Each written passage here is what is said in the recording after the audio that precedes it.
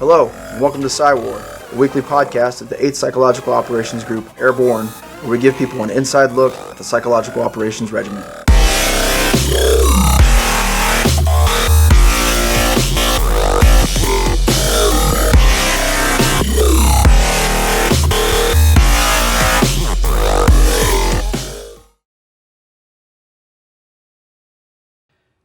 Welcome back to PSYWAR. This week we're discussing Psyop pre-deployment and deployment life. I'm your host, Master Sergeant Mike Dean. With me today, I've got a currently serving Psyop captain and a currently serving Psyop NCO. Welcome, gentlemen. Appreciate you guys coming out. Thank you. Thanks for having us. Travis comes to us. He's been in Psyop regiment for about 10 years, plus or minus. I already like him. He's from Ohio, just like me. Hopefully he's a Bucks fan. Of course, OH, you know. IO, gotta have it. Been in the Army for a little while. He's got quite a bit of experience in Psyop. He's been a lot of different places. So I'm really interested to hear your experiences and how it's built up. You as a soldier and an NCO, but also your teams that you've been on. And then looking over here, Gabe, appreciate you again coming out. Merchant Marine Academy graduate. A sailor. How did a sailor find the Army? That's an interesting, because we don't see a lot of people from the Merchant Marine Academy. I'm curious. It's a pretty rare opportunity, but it's kind of like the Forgotten Service Academy. You have your Army, Navy, Air Force, and then Puddle Pirates, also known as Coast Guard. And you have the unique opportunity of being able to branch into any of the services upon graduation. Got lucky enough the Army wanted to take me, so here I am. Yeah. No, we appreciate you coming out. Sea, but a little bit. I know you've got some decent background, so I'm curious. We'll get into it here in a little while, but those experiences with the Merchant Marine and even before you came into the Army, both family men, I understand. Yeah, absolutely. Married, one daughter. Yeah. Married. Same. Okay, perfect. I'm the same way, so I get it. Family is important. A lot of people don't think family is a place for special operations, so it's important that people understand that we are also family oriented here. So it's good to know you guys have found that aspect of your life within the military. So both Psyop again about 3 years, about 3 years within the Psyop regiment. Yeah. And then about 10 years. About 10, yeah. So we'll start with you, Travis. Mm-hmm. Why Psyop? You were former... I was former infantry. Infantry, Bravo, yeah. Okay. So I was in the 82nd. So I was actually in college at the time, right? Decided to join the Army on a whim. Kind of didn't know exactly where I wanted to go, and I was like, you know what? The Army's a good solution for me, right? So I joined Airborne Infantry. Great place to start. Exactly. That's where I started. Mine as well, right? Yep. So immediately deployed to Iraq. And when I was in Iraq, I was sitting there and I was thinking, I want to do more, right? Like, it was super fun being over there, really good camaraderie, very good morale within my unit. But I wanted a more challenging mission set. Okay. So I started looking into my options. Special operations, I definitely knew I wanted to go there, so I just had to choose between Psyop, Civil Affairs, and Special Forces, right? So it came down to Special Forces and Psychological Operations. When I started looking into all the areas in the world that Psyop can deploy, the actual problem set that we're working on, how we're working, especially in my side of the house, in the regional side, where we're deployed to embassies around the world, working with Department of State and the other U.S. government agencies and organizations and departments, and working with them to achieve U.S. government interests around the world. Definitely right up my alley, right? So I submitted a Psyop packet. Luckily, I was selected. I was able to go and complete the qualification course, and I've had a pretty diverse experience so far. Within my Psyop career, I've gone to Africa, was stationed in Europe for 3 years, and then I've been to the Pacific as well. So I'm slowly knocking out all the continents. I'm jealous. Yeah. I'm not there yet. So same question to you, sir. Like, now it's culture shock. You're coming into the Army from being a sailor, and then you came in, and I think you told me armor. Yep. So super culture shock, and now you're in Psyop. How did that happen? Yes, I mean, it's kind of hard to follow up on a story like that. I think he clearly articulated the wanting more. So I'll just go back a little bit to where I kind of started with armor. I did all the basic schooling. Armor, Ranger, ARC, Airborne, because I told my branch manager at the time I wanted to jump out of airplanes and go to Ranger school. So Airborne tanks, right? Yeah, airborne tanks. So no, came to be a Cav Scout here in the 82nd Land. I mean, I enjoyed my time there thoroughly. You know, I got to be at PLXO, AS3, did the I'd say the standard protocol there, and similar to him, you know, I wanted to seek something a little, I'd say just a little more challenging. You know, and I had a few friends who'd gone into the special operations community, and it was you could tell that they were enjoying their lives, and that even though it had its own challenges, its own responsibilities, it was a little different than the conventional side. And really what it boiled down to is the level of freedom you have to make and carve out your own path. You know, this man's visited just about every continent in the world, and Right. and you know, for the larger part, I've mainly stuck to Afghanistan. However, you know, still the diverse path that you can take within the community is second to none. So put in my packet for Psyop. Luckily, assessed well. They took me, went through the pipeline, and kind of the rest is history. No, awesome. I'm curious because you had some prior experience seeing foreign cultures, foreign lands, and I know a lot of times, and I don't know, maybe for you, if you had anything before that. I mean, I know for me growing up in Ohio, I had like a couple foreign exchange students. That was it. You had a lot of travel beforehand. Did that have any impact or influence on your decision to come into this field? Yeah, I have to say honestly, yeah, the fact that you know, I was blessed with the opportunity within the maritime industry to be able to travel to a few different continents. You know, countries like Djibouti and UAE. Got to see Dubai. You know, when I was 20-year-old in Dubai, it's a pretty fun time. Egypt, and you see, I mean, there's so many diverse cultures and so Right. much of a different swath of people you run into, and yeah, absolutely. I mean, I feel like this job is almost tailor-made for that type of Right. that type of culture. So yeah, absolutely. I think it kind of helped me drive my path to where I'm at today. Okay, so I'm curious. Both of you guys had some significant conventional time. You know, with conventional. Where were you at with? I was in the 82nd. 82nd. All right, I can like both of you then because that's where I started as well. Of course. That is the division. You know, people like to joke, but it is the division. And so I got to have a little bit of pride in that aspect. But all kidding aside, looking at soft versus conventional, like where do you guys see some of the similarities? Where do you guys see the differences? I don't know if you want to. Yeah, so obviously within SOF, at the end of the day, we're still in the military, right? So like we still have the typical military stuff that we have to work through and we have to deal with. However, it's a different problem set, different skill set, and different sort of soldier, right? Within a Psyop team, you know, a typical Psyop team is 2 to 4 people usually, right? So it's a very, very small team. Whereas in my infantry days, you know, that was an actual team within a squad, within a platoon, right? So you have a lot more personnel. So within a Psyop team, when you're a 4-person team in a country, you have to be adaptable. You have to be able to work well with others. And you have to be able to communicate well with others. Because that's been one of my experiences within Psyop. If all problems come down to communication, right? So if the team works well together, you can overcome any obstacle out there. And especially when you're working in MC in a regional type situation, you don't know what's going to be thrown at you. I've been in different scenarios. So for example, when I was in Africa, we were meeting with we had a business meeting in the market, in the city center in the capital city of Uganda. And we were conducting our meeting, and during the middle of that meeting, all of a sudden we heard there was a riot going on outside. They started popping tear gas grenades and they started shooting them into our building, right? So it's problematic. It's a situation that we were not expecting, right? Right. So you have to be adaptable, and we had to hey, it's been a pleasure doing business with you, but we got to bounce, right? Yeah. So it's one of those situations you don't know what you're going to expect because you're in a completely different culture, completely different experience. Yet your entire team has to be trained, and you have to work well as a team. And I think that's one of the biggest aspects of an RSOF soldier is being adaptable. No, absolutely. One of the things that you hit on, you know, infantry, you've got that squad leader, that platoon sergeant, like, Yeah. in the situation you just discussed, the nearest leadership to you is how far away? Oh, yeah, it was like a 2-hour drive, right? And it's not just like, hey, I can go knock on my squad leader's door, my platoon sergeant's door, and even then, I have to make a decision right now. I can't just call and say, hey, how are we maneuvering on this objective, whatever the case may be. You're the one, your team is making the decision right then and there on how to affect whatever that problem set is. So that's definitely a very very solid point, sir.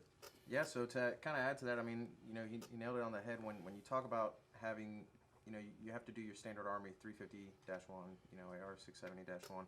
You have to accomplish these like any other soldier, any other unit, within the military, within the Army at the very least, and so no real differences there.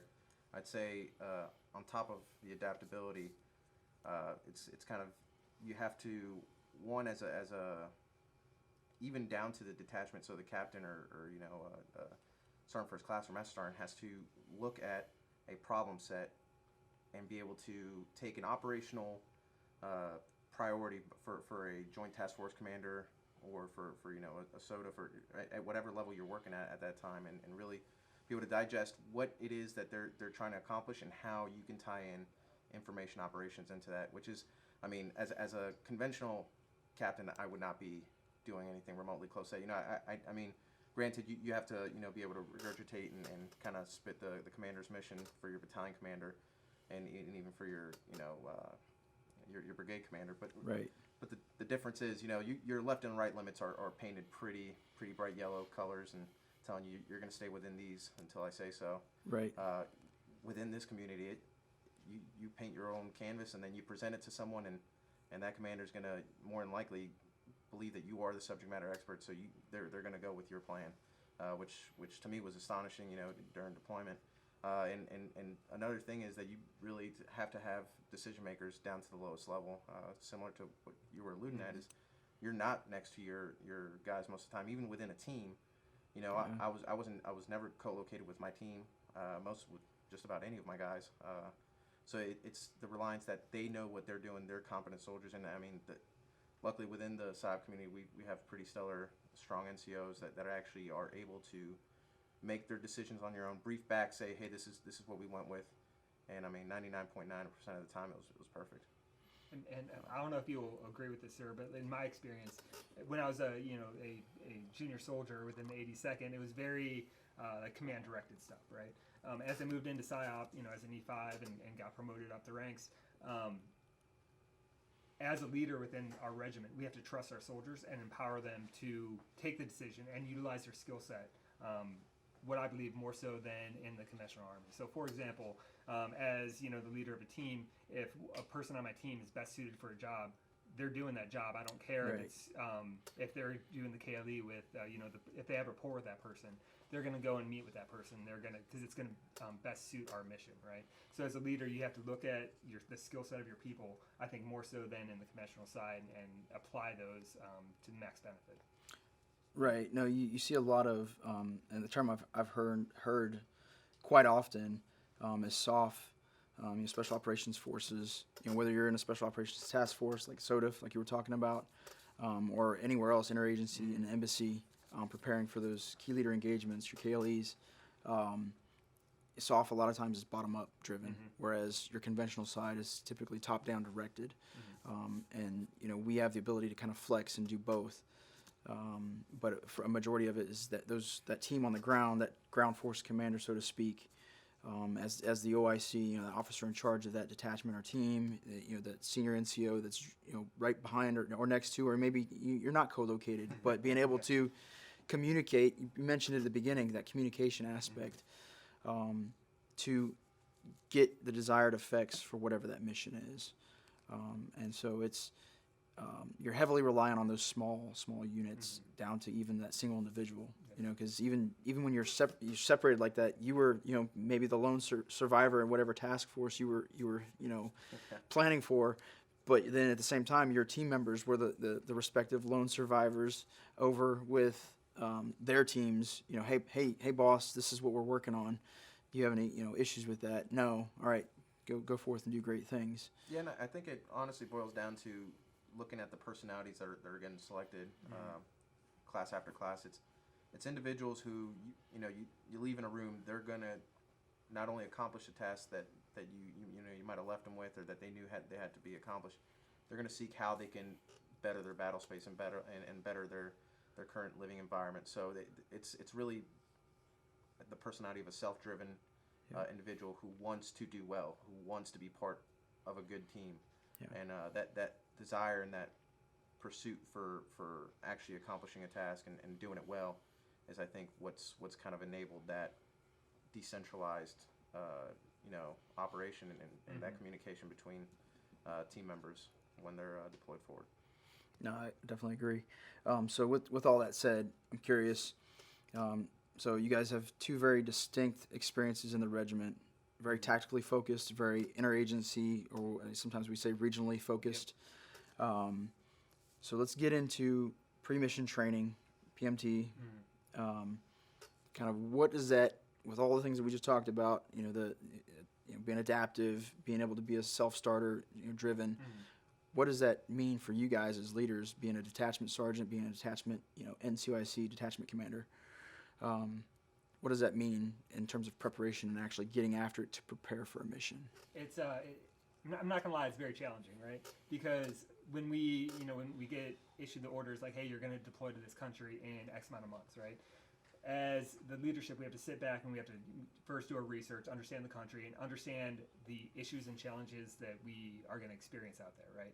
Sure. And everything, and on the regional side, when you're a small team, so it's everything from security issues, mobile force protection, and Right. mobility training, shooting training, so like worst case scenario stuff, all the way up to how do I talk to an ambassador? How do I engage with the Department of State? The Department of State has a different culture than DoD. Right, it's a completely different department. So we have to learn to adapt. We're in their house. We have to learn to adapt to them. Right. The simplest way to put it, the Army is very PowerPoint driven. If you go into a Department of State briefing and you have a PowerPoint, they're going to laugh you out of the room. Right. So you have to learn how to brief on your toes and change your way of thinking. Right.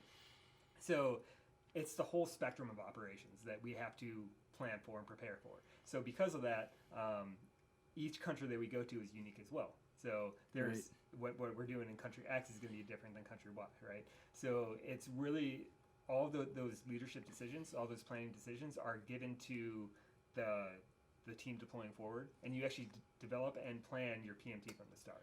Or at least you have a say in it, or a very strong say, right? Because so all that pre-mission training, like I said, it gets very busy very quick, but all of it is very, very unique training. A lot of the stuff that we focus on when we're deploying forward to within Asia is a lot of it is full role play exercises, right? So we're bringing in former ambassadors and former senior leaders within the Department of State and the FBI and all the other organizations that we work with to learn how they think, learn how they receive briefs, right? Because at the end of the day, we are working with them day in, day out, and we have to adapt to their culture, right? So it's a big change when you're a brand new promoted E5 and you're thrown into this embassy, and everyone else in the embassy has a master's degree, and you're the guy, right? You're the subject matter expert, and so you have to be able to be prepared and be adaptive in those challenging situations. No, I remember my first experience, and I'd been in Psyop for 3 or 4 years before I experienced that. But I was a fairly junior staff sergeant, and it was rather overwhelming. Yeah. Walking into an embassy and being expected to speak at a high level, and be that subject matter expert. I had great NCOs, great officers that prepared me, so it was, I felt prepared, but at the same time, it's a lot of weight on your shoulders. You're walking in, and even for, like, you can speak to this maybe, sir. Officers don't tend to get that opportunity until later on in their career when they're looking for broadening assignments as maybe a major, lieutenant colonel. I'm not sure, but here we've got these young NCOs, and even in your case, young officers still that haven't experienced this, and they're walking through the door, expecting to shine in the face of a different agency. Not just a task force commander. Yeah. So it's a lot to prepare for. So kind of same question, and just I'd like your input. Well, it's funny you say that, because it does remind me the number of interactions I've had with a colonel or with a general officer prior to coming into this community. I could probably count on one hand, and it usually involved with a salute or sitting all the way. So it's pretty limited in that aspect, and. But yeah, I mean, almost immediately you're thrown into the den, and I mean, you either sink or swim. But I mean, it's one of those things that, as long as your PMT cycle prepared you for that, and you visualized it, and you went through the process understanding how to brief and how to be prepared for your actual job. I mean, it's easily accomplished, really. I mean, you look back on it and you're like, oh yeah, wow, I guess I did brief all those people, and we did, plans X, Y, and Z. Right. So I mean, it is pretty unique. As far as PMT for tactical Psyop team, right? So a TPT or even a TPD, which is a detachment.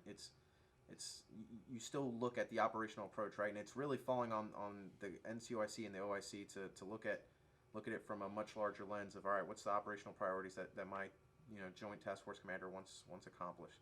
That you write down as your end state. Then you start plugging in how, what are the goals that are going to get me, what are the objectives that are going to get me to that end state. And that's how you start kind of lining out your pipelines of, all right, well, I need to have all the 350-1 things accomplished, right? So I got to do the CWST, I got to do all those, medic training, got to check, those, we got to check those and make sure that those are accomplished before you leave. You start looking at what, how can I best integrate into the, to the unit that I'm supporting, right? So then you start looking, all right, well, they have, their PMT training events, which you have to validate with their teams so they can ensure that, hey, you're good to go. Right. So then you start backwards planning. All right, well, they have those, but they have some other exercises they got to attend. So you already plug in those exercises. Well, what's going to get you ready for those exercises? So, and that really just boils down to shoot, move, and communicate. And I mean, it's as long as you train at those basic elements well, when you go to integrate with those teams, they're gonna respect you. I mean, they don't expect you to be, the top end shooter of the platoon that you go work, support, but they still expect you to be able to hang. And I think our guys have done an excellent job of training that. And then there's also, some unique training opportunities they get out of that, like tactical questioning and sensitive site exploitation and so on and so forth. So our guys have done a pretty damn good job of integrating with that as well. And then lastly, you got to look at your Psyop. Yeah. Because you're not there to shoot. At the end of the day, you're there to really influence. So it's one of those things where you gotta focus on how you accomplish all the Psyop related tasks and going down the list of, all right, well, I need to be the master of all the information related capabilities. Yeah. Because even though there's ideally an IO chief, you're not going to rely on that IO chief to be the master of the IRCs. Right. That's what you do. You come up with the plans, you brief it to him, you brief it to the commander. He just sits in meetings or she sits in meetings and basically is a bullet sponge for when there's a bad idea that comes out. And you're just nugging away at the next plan. And what really makes, I'd say, a deployment, without going too much further into this, unique for tactical side, and I'd say a little different than the regional side, is we get to see our effects almost immediately. So while a regional side, you're planning things for you won't even be in the country when they get executed, you're absolutely and you might be back in the country when you see the effects take place. For us, it's almost overnight. I made the plan that morning. I executed it that night. Our guys executed that night. We already start seeing effects and tip line calls and so on and so forth. However, we're getting the feedback mechanism that very next day or within that week. So we live in a 24 to 48 hour it seems like, because cycle. Right. Yeah, because all of a sudden you got crisis response X comes up, or objective X Y comes up, and now that's your new target. So erase everything you're planning. So you live in a very short life cycle, whereas regional side, you're planning for the long game. So I think those are just two big differences that you would see. And definitely, I would definitely agree to that. Combat, the tactical side, very dynamic. Things change on a whim. What you think you're doing that morning could change by the afternoon. Not to say that's not the case for the regional interagency side, but when you are working interagency, you're playing the political part, and you're playing the long game. Yeah. I remember the first time I sat down and looked in preparation for PMT. Hey, we got to know the Department of State's plan for the country we're going into, and you look at it and it's like a 20-year plan. Yeah. We're like, 20-year plan. Hold on. Going, looking at what I'm used to being an 11 Bravo, like 20-minute plan. Like we're gonna, That's my 5 meter target.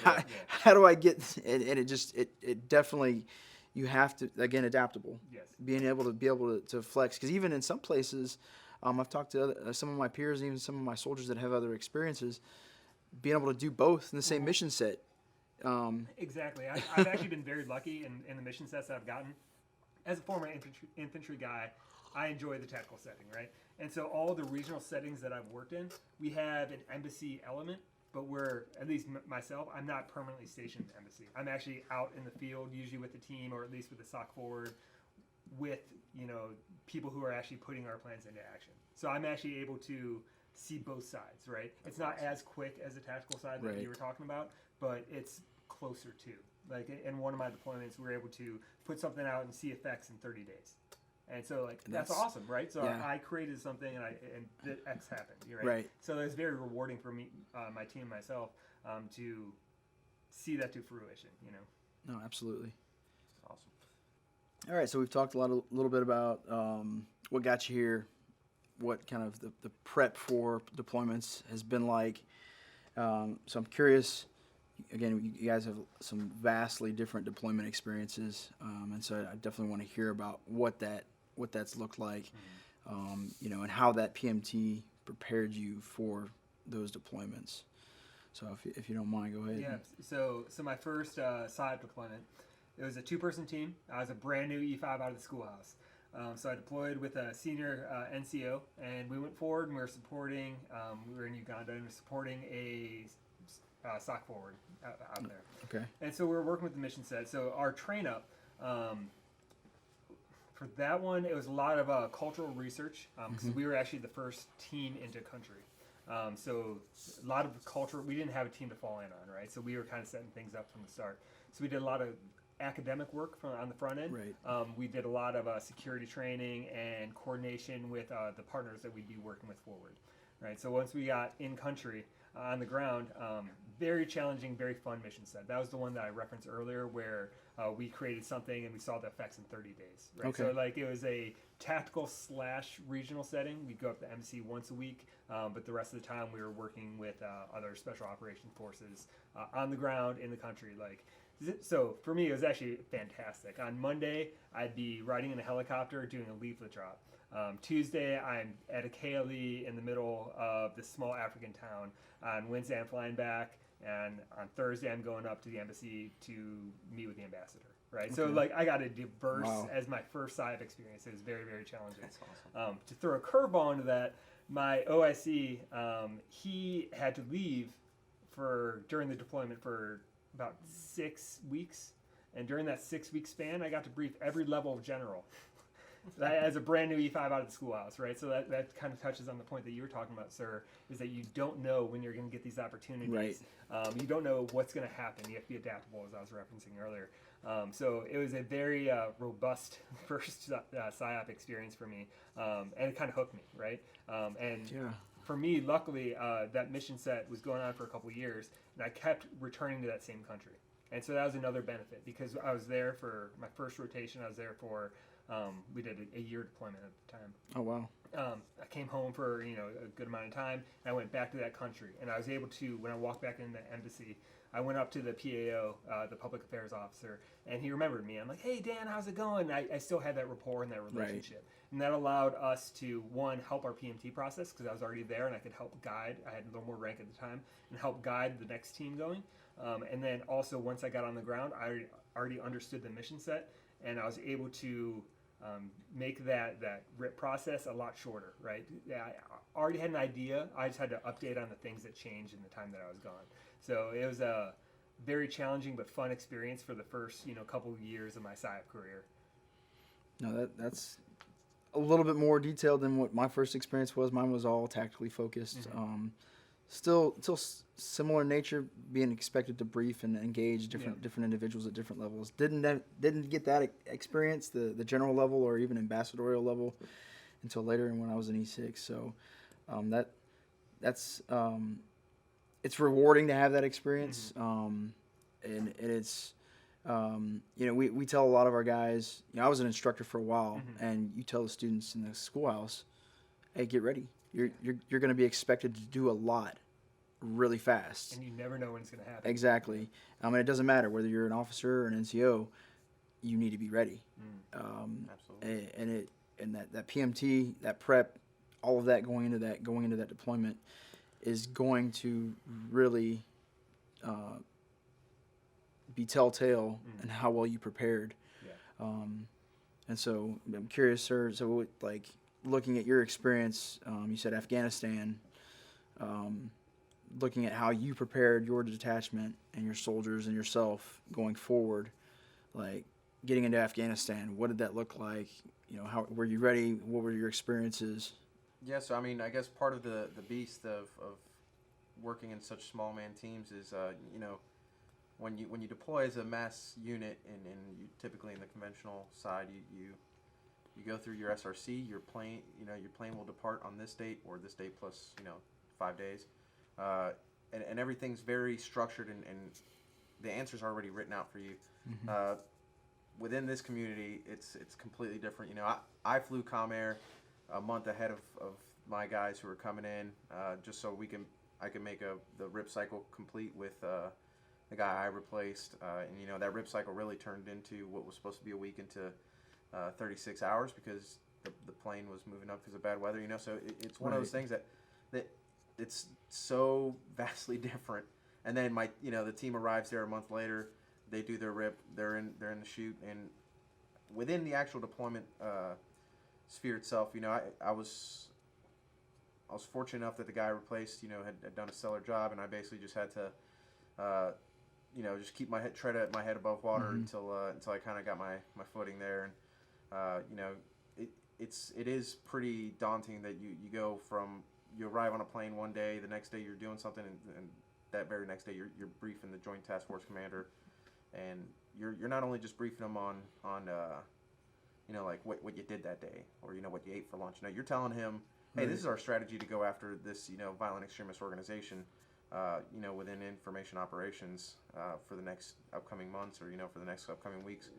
What are your thoughts? And really, they're again going back to it. They're relying on you for your subject matter expert capability within IO, and they give you the thumbs up and tell you whatever you need, let us know. Right. Which is incredible. I mean, that's not something I would have ever experienced otherwise as a captain. And for our NCO, but other than that, a captain's life is fairly, I'd say, consistent, where you're really going to focus on, or an OIC, should I say, you're going to focus in on those briefs. You're going to focus on the planning and your day-to-day. Our NCOs, on the flip side, they're the ones who I'd say have that unique experience of one day you might be briefing a colonel, you might be briefing a general, you might be briefing someone high. That same night, you're going out on an objective, and you're going with the team. They expect you to be able to provide the on-the-ground analysis as far as like information operations to the ground force commander, and tell them like, hey, I think we should do this, and that that'll get the adversary to move in this direction where we want them. And I mean, you'd be amazed at the quality of product and the trust that these ground force commanders really place on our guys, which I think is it's a testament to say like how much rapport they've built over the years with the supported unit. And also I think it's a testament of our training, our dedication to our skill set and our training and our preparation throughout the PMT process. Absolutely, well. yeah. Because I mean they trust you, and I mean that's the at the end of the day that's really what you do all this integration for, so you have that trust. So they don't have to look at you and be like, no, you're the guy's making that call. It's because he knows what he's talking about. So that for the NCO side, I'd say it's such a unique and like vast swath of like different things that you're doing that it's just amazing. So. No, I definitely agree. I've seen it. Everything you talked about, I've seen it. I'm curious. Looking at, you mentioned RIP. Both of you guys have mentioned RIP, and I know some people may not know what that term is. It's relief in place. It's the we're swapping out units. Talk through a little bit of that, because some people don't understand what a RIP entails or what it should entail. Because you mentioned, hey, I had a week or 2 weeks, and it got turned into 36 hours. Talk about that a little bit. Like, what is that like, and what should that look like? But what does it sometimes look like? Yeah. So strictly on the regional side, it's very stressful, right? Because one, you've been away from home for X amount of months or days or however long, right? So one part of you wants to get home, right? The other part of you're invested in the mission set, and you've worked on these plans and these programs and these efforts that you've been working on for the past couple of months, and you want to hand these off something that's that the next team can take forward, right? So it's always very stressful, and it's never long enough, right? Right. So just a lot of stress from a lot of different angles. for me, I know I always have my wife. She's like, "Any update on when you're actually coming home? Like, when am I going to see you?" When You I know, get she's off the excited, plane. right? Exactly. When I land. Exactly.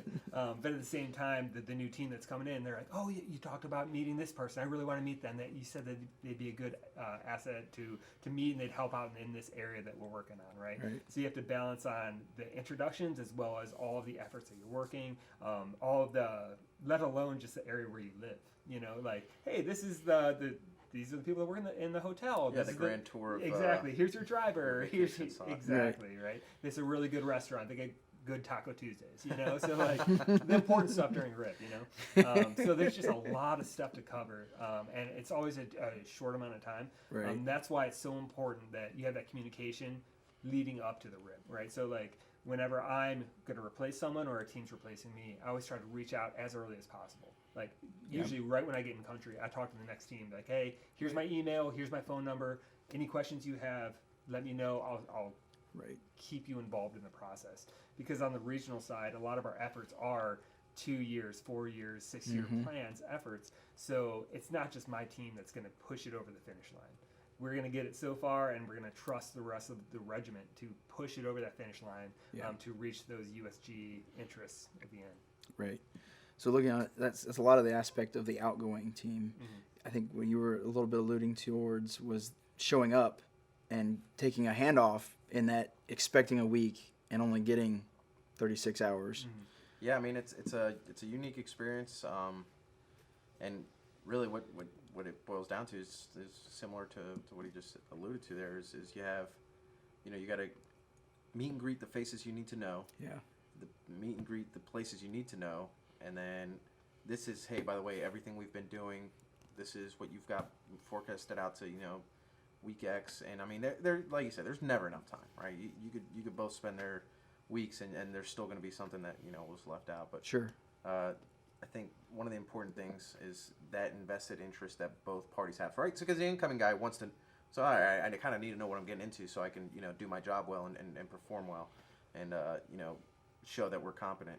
And on the outgoing side, it's like, man, I've been doing this for the last 4 months. I don't want the next guy to just come in here and just ruin everything that we've worked so hard to establish.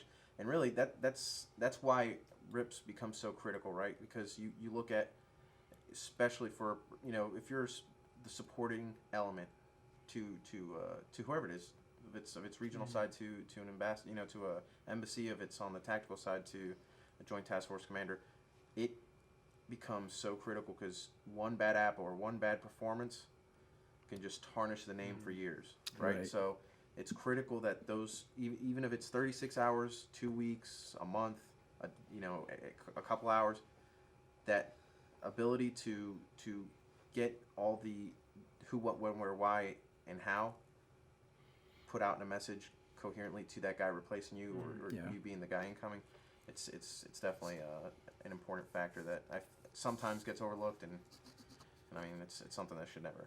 So No, drawing on my own experiences, kind of through the cycle from PMT through deployment, like I really enjoyed being the detachment sergeant, being able to plan and prepare for the mission set, directing my soldiers, and in some cases, no two Psyop deployments are the same. Yeah. I mean, even if you go back to the same country, Exactly, yeah. there's something that's going to be different, which means you have to be adaptable and flex and adjust to whatever that mission looks like on that day that you show up. So I really enjoyed that aspect of guiding my soldiers through a successful PMT, but then getting to the deployment, going through the RIP. Fortunately, I've never experienced a 36-hour RIP. Mine have almost always been a week or more. I've been fairly lucky in that aspect. But it's, getting through that process, getting the guys in place, whether it was in an embassy or, with a joint task force, and then successfully pushing that ball forward, achieving that mission success for your rotation. Because, there's mission success holistically, what we're trying to achieve globally, and even tactically with the tactical side, but also just our time is done. Yeah. You have to let go of those reins. I'm going to pass the ball over to the next guy. Take care of my baby. It's yours now. Go forward. Do great things.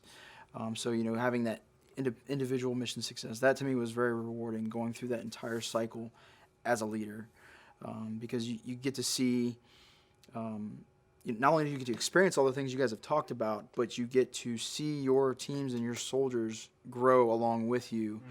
So you're growing as a leader, they're growing within the regiment as a PSYOPer, but they're also growing as a leader themselves. And so that to me was really rewarding, seeing that going through that entire process. As the outgoing guy, you usually feel better after that first beer hits the Right, lips, right. hits the land, so. You get that like deep sigh, like, I don't have that brief anymore. I don't have to worry about that. So yeah, no, it definitely it feels good. At the same time, it feels good to see, and even that communication. I've always had good rips, and a lot of that's that early communication, and it feels good when you've got your partner tied in, or when you're tied in. Mm-hmm. Hey man, I know you're coming in 3 months. This is what I'm briefing. This is what we're working on. And hey man, can I help? Absolutely. Like, let me give you some of the load. They're already tuned in. So that way when they hit the ground, if I end up with a 36-hour rip, it's not that big of a deal. Yeah. And that's one of the nice parts is you almost always know who's coming behind you, because our regiment's so small. Very true. And we're replacing each other often. And so it makes it a little bit easier on the transition in that aspect. Like, even though you're deploying in a small team, it's a small regiment, and so like even our regiment works as a team, right? Just as you said, it's a small, like, I usually know the person who is replacing me or that I'm replacing, right? So it's just a team effort across the board. No, always. So looking forward, you've mentioned this quite a few times: IO, IRCs, information operations, information related capabilities. Really, information warfare, right? That's what we're in the business of. We work in and around in every aspect of information, the information environment. That's how we change behavior. It's communication. So you got to use information to do that. Some of you guys may know General Clark. You ever heard of the guy? Might have worked under him. SOCOM commander, right? He's really outlined his recent priorities for SOCOM as a whole, which definitely trickled down to us. He mentioned the war for influence, which is 100% what we do. So looking at how the world is evolving, looking at the regiment and, modern society, like, what do you guys think looking forward? What does that mean for our regiment?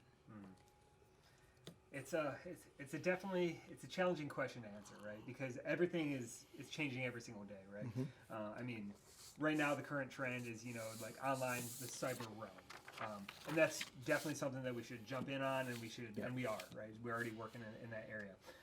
That being said, each country that we deploy to around the world, we have to understand, we have to be, like, I keep saying adaptable. I hate to use the same term, but we have to be adaptable for each country. Sure. Because sometimes the old school methods are still useful, right? Yep. So we have to understand, we have to find that right balance of the cutting edge and perfecting that cutting edge, as well as, not forgetting our craft and our historic use of the historic Psyop efforts that we have, right? And then reaching out to our target audiences and finding the best means of dissemination to reach them, right? The best methods of dissemination for them. So, I mean, it's definitely a science and an art, and you have to walk that line and to find those right pressure points to get that information out to them. No, I like the point, art and science. A lot of like infantry. We talk infantry, or even maybe armor. I don't know. It's a scientific. Like, you have to do things this way in order to do battle. And whereas when you start coming into this, and you come into the Psyop regiment, there is a science to a point. There's a process. However, how you utilize and apply that process now becomes an art. We talking about understanding your environment. It's an operational imperative. That target audience. We go to third world countries. Yeah. They may not communicate or use, the same methodologies or resources. They may just not have it. Yeah. It's third world. Do they have TV? I don't know. Yeah. Maybe I need to do posters. Flip the script. We're in a high-tech world. If you're in a first world country and we're talking about near-peer competitors, you're going to have to know technology. And, we're sending soldiers now. Like, my mind was blown. We're sending soldiers to space courses. What? Like, what does space have to do with the information environment? Well, actually, a lot. And so now seeing, for me, growing, I've been in a little bit longer than you have, but even still growing from what we know as the traditional leaflet and loudspeaker to now we're talking about satellite communications, cyber warfare, social media, all of those kinds of things. It's mind-blowing to see how far we've come in really a short period of time. I've been in the regiment just a little over 12 years. Yeah. So it's a lot in a little time, and we're expecting our soldiers to be able to adapt. Again, it's a common theme here, and adjust based off of the environment that they're in. So it's a fun place to be. It's a challenging place to be, but to me, all things considered, like, it's extremely gratifying to be able to experience and do those things and do it with your soldiers.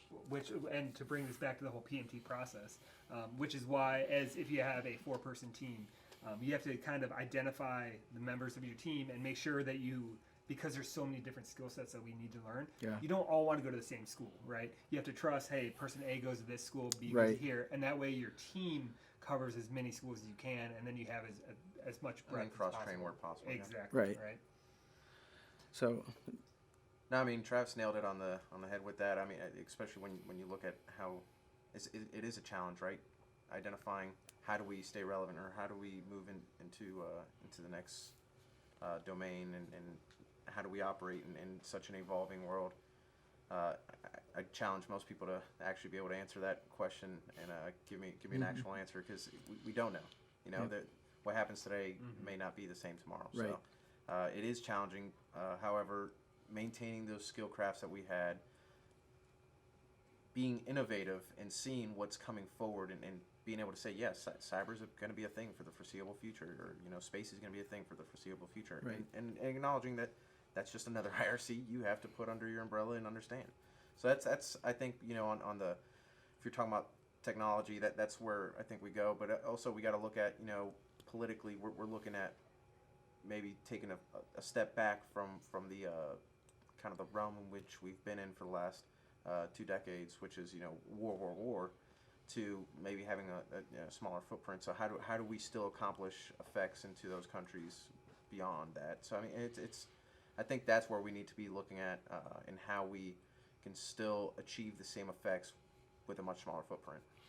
Which, I mean, again, that's another challenge of its own, but it's something we got to keep in mind. Well, I think there's some irony in what you just said. You said much smaller footprint, but really, when you start talking about information and really the information environment and how it flows, specifically cyber realm, it's not really smaller. It's doing more from a different platform, smaller. Absolutely. And so you have the ability to have greater effect and greater reach potentially with less people on the ground, or even in places where you don't have anybody on the ground, depending on what the mission set is. And it comes down to just really looking at, we did it for this way for so long that maybe that's not the way it's going to work in the next 5-10 years. We got to look at another direction. And I mean, if it's cyber, if it's space, if it's name the platform, if it's that platform, as long as it achieves the effects of what you're trying to get after. I mean, that's just how you're going to have to adapt. Well, I know if you go back historically, there's been many years where it's like information environment. Is that really important? I want to maneuver and destroy the enemy. Great, that does things and it does have effects, and we can use that to shape things certain ways.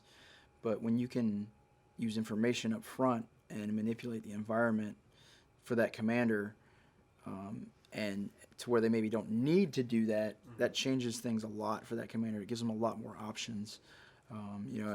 We had General Brennan on, and he's from talking with him at his level, and even like I said, General Clark and the senior commanders, they're all echoing it. Like, information warfare is the new battlefield, and so for us, I feel like we're going to continue to evolve to meet that need. With whatever it is, whatever comes after cyber, whatever comes after space, whatever that new thing is and how people communicate, we're going to be there and be on the cutting edge of it. We had an instructor on as well talking about the evolution of the Q course. You just came out 2-3 years ago. Yep. It's already changed. Yep. Like they've already evolved the course. Great. And so now the soldiers that you're going to get in your detachment, your detachments are going to have new training and skill sets that, you probably had to go to 3 other schools to get. Exactly. Yeah. And now they're coming out prepared to hit the fight right now. And that's something I've actually witnessed. The new soldiers coming out of the Q course, they are very highly qualified, right? They received a much better qualification course than I received, and I received a good qualification course. Right. Just like you, right? So even from our training from the Q course on, our selection on, we're continuing to push the ball forward and adapt and innovate new ways to overcome the problem set. Oh, absolutely. So, gentlemen, we're coming to the end here. So before we cut out, I want to give you guys a chance to share anything else maybe you didn't share earlier, or maybe just share something for anybody that's out there considering dropping a packet for selection to come to the Psyop regiment. My big recommendation is, if you are interested in Psyop, if any of this conversation has piqued your interest, definitely talk to a sword recruiter. They're experienced, they know what they're talking about. And I highly recommend at least go to selection. Even if you go to selection and you're selected, you're not 100% committed yet, right? At least that option's on the table. Right. And just look into it, do your research about it, and because it is a very challenging and rewarding experience and career. And I definitely highly recommend it to all the soldiers out there. All right. Sir, do you have anything? Yeah, no, I mean, if you're thinking about coming to this side of the house and looking to seek that new opportunity or that new challenge within your Army career, I mean, if there's even the slightest bit of thought, just jump in full go. Don't hesitate when you go in, because that's the only way you can really fail. So just go in, and I mean, it's a rewarding career, and it, like I said, it has so many different paths that you can take. I mean, I've been fortunate with mine so far, and hope to continue to be. So, I mean, I've done nothing but enjoy my time within the regiment with the officers and NCOs. So it's been awesome. All right. Well, I appreciate you gentlemen coming out and talking with us today. Maybe we'll have you back on someday after a future deployment. Yeah. Definitely. Thanks for having us. No, again, appreciate it. Thanks. Thanks for joining us for today's episode. As always, like, share, and subscribe. Follow us on Instagram and Facebook at 8 Psyop Group. We'll see you next week.